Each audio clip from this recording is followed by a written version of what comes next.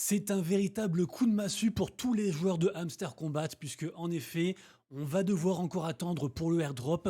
Également aussi pareil pour un autre célèbre Tap to Earn, on va en parler. On va aussi parler de la SEC et de NFT, de news gaming, de airdrop, pas mal de choses. Donc restez bien jusqu'au bout de la vidéo. Mais avant toute chose, bonjour à tous, installez-vous confortablement. Bienvenue sur la première chaîne d'actualité quotidienne qui parle de NFT et de jeux blockchain. C'est tous les jours, ça dure un petit quart d'heure et c'est pas encore fait. Pensez à vous abonner à la chaîne et à liker la vidéo. Et aujourd'hui, la vidéo du jour est réalisée en partenariat avec le site d'information Crypto News. Je le rappelle, c'est un site gratuit et disponible en français. C'est un site d'actu quotidien, donc pour tout ce qui est NFT et crypto, mais pas que. C'est vraiment un tout en un. Vous retrouvez aussi des vidéos, des comparatifs, des guides, des outils. Donc n'hésitez pas à aller faire un tour sur Crypto News. Vous retrouverez le lien en description et en commentaire épinglé. Allez, comme tous les jours, on démarre directement par un petit récap très rapide du marché NFT. Vous le verrez, il n'y a pas grand chose à dire. Toujours de très faibles volumes, à peine 16 millions. Une capitalisation globale toujours aux alentours des 70 milliards. La meilleure vente NFT depuis hier, c'est le CryptoPunks numéro 9962 qui a été vendu à 110 000 $. Pour le reste, je vous laisse voir le top 3 des volumes, des gagnants, des perdants et bien sûr aussi le top 10 des NFT les plus capitalisés. La première info aujourd'hui, c'est celle-ci, à savoir, on a deux artistes qui intentent un procès contre la SEC, donc la Securities and Exchange Commission, donc l'organisme de régulation des marchés financiers aux États-Unis. Alors, pourquoi ils font ce procès? Tout simplement parce qu'ils veulent savoir comment on catégorise les NFT. En fin de compte, c'est toujours très compliqué, notamment même aussi pour les NFT artistiques. On ne sait pas en fait dans quelle catégorie les mettre. Et donc, on ne sait pas vraiment quelle régulation appliquer et aussi quelle taxe payer par rapport à ça. Parce qu'il faut savoir en fait qu'aux États-Unis, il y a deux types de catégories, soit les securities, qui sont donc régulées par la SEC, soit les commodities, qui sont régulées par la CFTC. Et aussi, il faut savoir que en fait, quand vous êtes régulé par la SEC, il y a tellement de licences à avoir pour faire quoi que ce soit. Et en fait, c'est les régulateurs qui les fournissent, ces licences. Donc, c'est une galère monstre et donc en fait les gens ne veulent pas être en fait sous le régime de la SEC. C'est d'ailleurs bien sûr ce qui a entraîné le célèbre procès de Ripple, donc XRP contre la SEC. Et je le rappelle, dernièrement, la SEC a gagné la première bataille. Alors c'est pas terminé, il y a encore d'autres choses à voir par rapport à ça, mais a priori, Ripple ne serait pas une securities. Également aussi, on le rappelle, il y a à peine un mois, la SEC a enfin admis que Ethereum n'était pas une securities et était donc une commodities, alors que jusqu'à présent, en fait, il n'y avait que le Bitcoin qui était une commodities, et je le redis, mais en fait, quand on est une commodity, c'est tellement plus simple la vie, il y a beaucoup moins d'exigences, il y a beaucoup moins de taxes, donc c'est incroyable. Et d'ailleurs, autre info qui vient tout juste de tomber, la SEC, dans un procès contre Binance, vient de retirer en fait certains coins, certaines cryptos, qui étaient donc soi-disant des securities. Donc ils ont retiré le BNB, ADA Cardano, le Sol, Matic, Sand, Coty et d'autres. Donc a priori, ces cryptos sont enfin des commodities. Vraiment, vous le voyez, il y a un gros débat, il y a un gros enjeu par rapport donc à cette régulation, au fait de dépendre soit de la SEC et c'est la merde, soit de la CFTC et c'est parfait. Et d'ailleurs là en fait il parle pas de XRP, de Ripple, mais bon le token a quand même pas mal pumpé suite à la news, donc peut-être que enfin XRP sera définitivement catégorisé en tant que commodities, donc affaire toujours à suivre. Mais pour revenir donc à notre histoire des NFT, c'est super important aussi de savoir comment catégoriser les NFT, parce que jusqu'à présent, c'est plus ce qu'on fait du NFT qui va ensuite le catégoriser. Est-ce que c'est de l'art? Est-ce que c'est une commodities? Est-ce que c'est une securities? Tout dépend en fait de à quoi sert le NFT. Est-ce qu'il génère de l'argent? Est-ce qu'il fait rien? Est-ce qu'il apporte des utilités, etc. Et je le rappelle, les NFT, c'est avant tout une technologie, donc on ne peut pas catégoriser tous les NFT comme étant un certain type d'actif. On est obligé de faire du cas par cas, et j'espère que donc cette plainte contre la SEC va déboucher à une régulation beaucoup plus claire en fait que jusqu'à présent. Info airdrop ensuite, vous le savez, il y a une grosse campagne de airdrop par rapport à la nouvelle blockchain qui s'appelle Mint. Alors il y a deux façons de faire, j'en parle régulièrement. Il y a celle-ci, c'est en gros tous les jours on clique sur les petites bulles, on lance une roulette et on gagne des points. Et la seconde partie, c'est celle-ci, qui est un peu plus compliquée, les quêtes sont un peu plus longues, on peut très bien faire une partie ou l'autre, peu importe.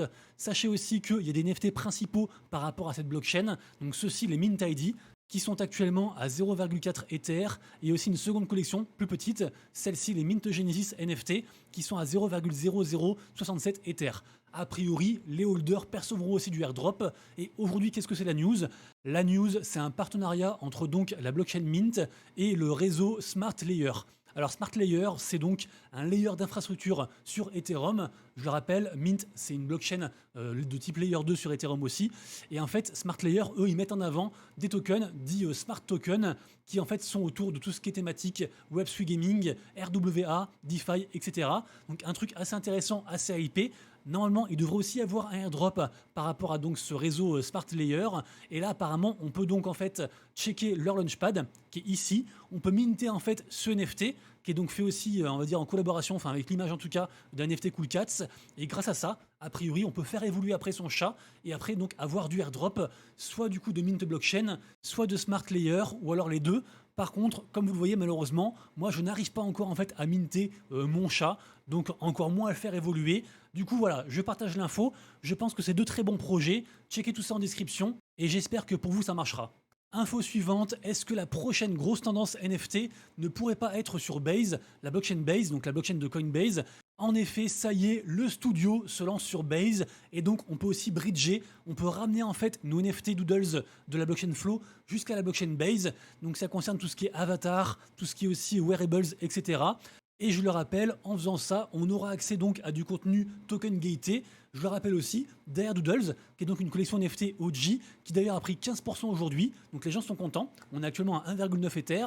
Donc Dare Doodles, on a entre autres Pharrell Williams, qui dirige la marque, et aussi ils ont annoncé pour septembre le Doodleverse. Donc vraiment une collection à surveiller. Et donc c'est pas les seuls à arriver sur Base. En effet, j'avais aussi annoncé ça. On a la collection NFT Persona qui est à mi-chemin entre de l'art et aussi du gaming, qui arrive aussi sur Base. D'ailleurs, pour ceux qui veulent continuer à stacker leur NFT et à gagner en fait le token UNA de l'écosystème, il faut absolument bridger depuis Ethereum jusqu'à Base pour ces NFT-ci. Pour l'instant, on est sur un floor price à 0,15 Ether, à voir en tout cas, mais je trouve qu'il y a de plus en plus de projets qui migrent vers Base, donc peut-être du coup la prochaine grosse tendance des NFT. Et avant de passer à la partie gaming, jetez un œil à l'univers Rect en général. Alors je le rappelle, Rect, à la base, c'est une collection NFT qui est ici, qui s'appelle Rect Guy, qui a été cofondée par un mec qui s'appelle OSF, qui est très influent en fait dans la sphère Web3. Et derrière ça, derrière Rect Guy, on a aussi donc une marque qui s'est créée, qui s'appelle Rect Brands. Notamment, Rect Brands dirige une marque de boissons. Et pour ceux qui étaient là, par exemple, à la dernière édition de la NFT Paris, vous avez pu voir en fait pas mal de boissons Rect être distribuées en fait sur un stand. C'était eux en fait. Donc vraiment, ils sont un peu partout. Ils ont des belles connexions et des belles collections. Et dernièrement, ils ont annoncé donc une sorte de partenariat avec à la fois Putty Penguins, à la fois aussi Kampai Panda, à la fois Shimpers, donc quasiment que des marques avec une forte IP. Et également aussi, hier soir, donc très récent, un partenariat avec Horizon Labs. Et Horizon Labs, c'est une boîte en fait qui fait des tokens. C'est eux qui ont fait le Apecoin, par exemple. Donc peut-être qu'un token va arriver côté Rect au général. C'est d'ailleurs pour ça en fait que la collection NFT a pas mal pumpé. Elle a été redescendue, je crois, environ à 0,2 Ether. Et là, suite à l'annonce, elle a pris son petit plus 24% sur une journée, donc assez incroyable. Et je le rappelle, Rect Guy, en fait, c'est une première collection qui a permis en fait à ses holders d'être possesseurs d'actions de la boîte. En gros, ils ont scindé la boîte en plein d'actions et ils ont donc donné en fait ces actions à tous les holders à une certaine période et donc aussi bien sûr avec tout ce qui est dividende qui va avec. Donc vraiment, il se passe de très belles choses côté Rect Guy, une collection à surveiller. Vous retrouverez comme pour tout le reste et comme toujours tous les liens en description pour faire vos propres recherches. Ensuite, nous y voilà, malheureusement, on va devoir encore tapoter son téléphone, enfin tapoter, farmer le airdrop pendant encore très longtemps. Enfin, farmer les airdrops, est-ce que c'est pas plutôt eux qui nous farment à force? Je me pose la question puisqu'en effet, ils farment l'engagement à mort. On le rappelle, Hamster Combat, c'est plus de 250 millions de personnes inscrites, évidemment beaucoup de bots, mais beaucoup aussi de personnes réelles, par exemple moi, et donc on est beaucoup à attendre le fameux airdrop de Hamster Combat. Je le rappelle, la crypto hamster n'est pas encore sortie. Pour l'instant, les gens spéculent en pré-market sur un prix à 0,25 $, qui je trouve assez élevé. Et donc là, en fait, tout le monde attend que cette crypto sorte enfin. Les gens n'arrêtent pas en fait de farmer cette plateforme. C'est le leader incontesté de toute la tendance Tap to Earn sur Telegram. Donc je le rappelle, des projets gratuits. On tapote son téléphone, on gagne à la fin un airdrop. Une tendance qui a été initiée par un projet qui s'appelle Notcoin, qui avait cartonné. Et jusqu'à présent, en fait, Hamster nous force, entre guillemets, à regarder des vidéos, à faire des jeux, à faire des choses, à s'engager. Eux, ça leur apporte plein d'argent. Mais pour l'instant, ils ont retourné zéro à la commu. Et là, qu'est-ce qui se passe ? Ils ont sorti un très long tweet qui parle donc du airdrop. Et donc, à propos de ce airdrop, ils ont déclaré, je cite, « Nous travaillons activement pour que cela se réalise. gardez à l'esprit qu'il s'agit d'une tâche très technique, très complexe pour toutes les plateformes impliquées, car Hamster Combat est l'un des plus grands projets de l'industrie et peut devenir le plus grand largage aérien, le plus grand airdrop de l'histoire. Cela représente une surcharge potentielle pour les réseaux impliqués dans le processus, et donc en gros, vu qu'ils veulent que le processus soit très facile et soit pour tout le monde, en fait on va devoir attendre encore plus longtemps. À la base, ça devait sortir en juillet, là on arrive en août, et on n'est même pas sûr que ça arrive pour août. Personnellement, je pense que là où ils galèrent le plus, c'est en fait pour enlever les bots, enlever en fait les faux joueurs qui sont sur ce projet. Je pense que c'est des dizaines de millions de faux joueurs en fait dessus, et donc très compliqué, sachant qu'ils ont redit qu'ils voulaient donner à tout le monde un peu de tokens. Donc je pense qu'on n'aura pas un très gros airdrop. Je pense que la plupart d'entre nous n'aura que quelques dollars à la fin. En tout cas, dans ce tweet, ils sont aussi revenus sur les façons en fait pour avoir ce airdrop. Globalement, il faut un peu tout faire. On est obligé de rien. Il n'y aura pas genre une action qu'il fallait faire impérativement pour avoir le airdrop. C'est ce qu'ils disent. Par contre, plus on fait de choses et plus on aura donc du airdrop, y compris le dernier jeu qui sont sortis. Donc le jeu comme ça avec les petites barres en fait, les petites bougies à faire glisser pour faire passer une clé. Donc ça, faut le faire. Mais si on en loupe, c'est pas dramatique. Affaire à suivre donc pour Hamster Combat, et en attendant, on est condamné en fait à continuer à jouer, à tapoter, à farmer, à aller voir les vidéos, etc. Et eux gagnent de l'argent. Et malheureusement aussi, ça ne s'arrête pas là, puisque en effet, un des leaders aussi, donc Catizone, pareil aussi, ils reportent leur airdrop pour deux raisons. Franchement, ça fait chier. Première raison, en fait, c'est comme Hamster, c'est compliqué, il y a des millions de joueurs, ça prend du temps, etc. Pareil aussi, le Cathy, le token Cathy est sorti en pré-market, mais il n'est pas encore sorti officiellement. Et seconde raison, c'est qu'apparemment, en fait, ils ont fait des dons à l'association PETA. Ils ont filé 100 000 balles. Et en fait, PETA, qui à la base est une asso qui lutte pour aider les animaux, donc les nourrir, etc., faire un refuge, tout ça. Apparemment, PETA, en fait, finance aussi l'euthanasie des animaux, donc la mort des animaux. Et du coup, ça ne plaît pas, en fait, à ceux qui font les dons.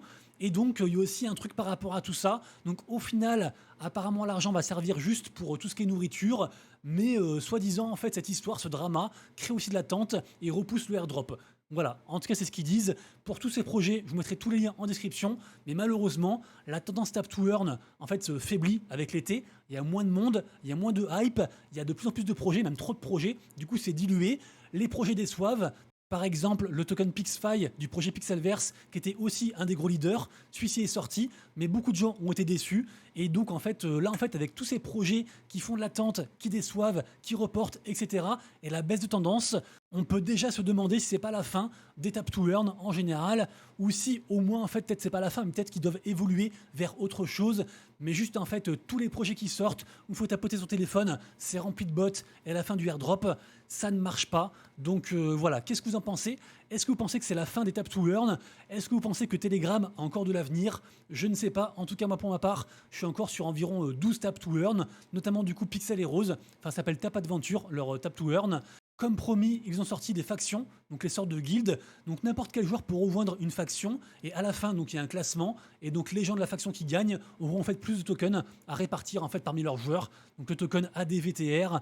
D'autant que, puisque je suis partenaire du projet, on a notre propre faction, donc les Rabbits, avec la petite phrase We are Rabbits et we eat French carrots. Donc voilà, on est 31 à l'heure actuelle, n'hésitez pas à rejoindre, lien en description. Je vous partage ensuite deux play to airdrop qui commencent aujourd'hui et qui se passent sur la blockchain Ronin. Le premier, c'est celui-ci, c'est The Machines Arena. C'est donc un peu une sorte de shooter, on va dire la Brawl Star. Donc pour ce faire, c'est très simple. Vous devez acheter au moins un VIP. Ça coûte 5 dollars en RON, en token RON pour le mois. Et donc, à la fin, en fait, ceux qui font ça, ils participent à un gros leaderboard. Et a priori, les 6000 premiers auront donc du token TMA à la clé.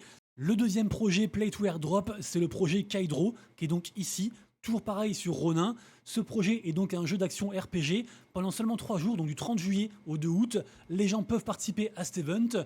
Pour y participer, il faut au moins avoir un de ces NFT-ci, donc soit celui-ci, qui coûte 44 dollars, soit celui-ci, qui coûte 100 dollars. Si vous avez 3 NFT, vous débloquez plus de choses. Mais en gros, voilà, les gens participent à cet événement avec au moins un NFT. Et donc, à l'issue, pareil aussi, du token KDR. Donc, pourquoi pas, c'est un projet un petit peu hypé. Et on finira la vidéo par le projet Wanderers. Alors pour le coup, ce n'est pas du tout un play to airdrop. Par contre, ça reste un jeu blockchain qui est dispo gratuitement et qui est ouvert à tous dès aujourd'hui, donc en open beta. Donc ça se passe sur l'Epic Game Store. Je vous mets quelques images ici. Donc ce jeu, c'est un roguelite. C'est backé par Animoca Brains. C'est gratuit, autant se faire plaisir. Peut-être des cadeaux à la clé, peut-être, je n'en suis pas sûr. Les amis, du coup, c'est tout pour moi. Merci à tous d'avoir suivi la vidéo. Si vous avez aimé, pensez à vous abonner et à liker la vidéo. Et quant à nous, on se retrouve dès demain pour une prochaine vidéo. Et d'ici là, prenez soin de vous, de vos proches et de vos wallets. C'était Monsieur Rabbit. Ciao.